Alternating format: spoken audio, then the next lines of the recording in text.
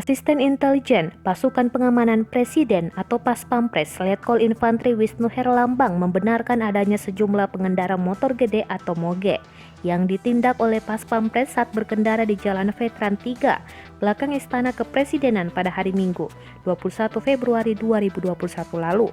Ia menyebut sejumlah pengendara itu terpaksa harus dilumpuhkan oleh petugas Paspampres karena menerobos jalan yang tengah ditutup. Wisnu mengatakan saat itu sejumlah petugas Paspampres tengah melaksanakan pengamanan instalasi di kantor Wakil Presiden. Oleh karena itu, Jalan Veteran 3 yang biasanya dibuka untuk umum saat itu ditutup untuk sementara. Petugas sudah memasang rambu pembatas jalan sebagai penanda jalanan tersebut ditutup. Namun tiba-tiba saja para pengendara motor itu melintas dengan kecepatan tinggi dan suara knalpot yang berisik.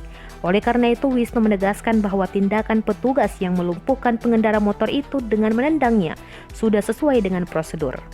Menurut Wisnu, tindakan anggota Paspampres itu sudah sesuai dengan petunjuk teknis yang terdapat dalam surat keputusan Panglima TNI.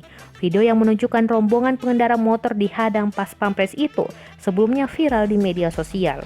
Video itu terekam dari kamera milik para pengendara moge lalu diunggah ke akun YouTube milik mereka.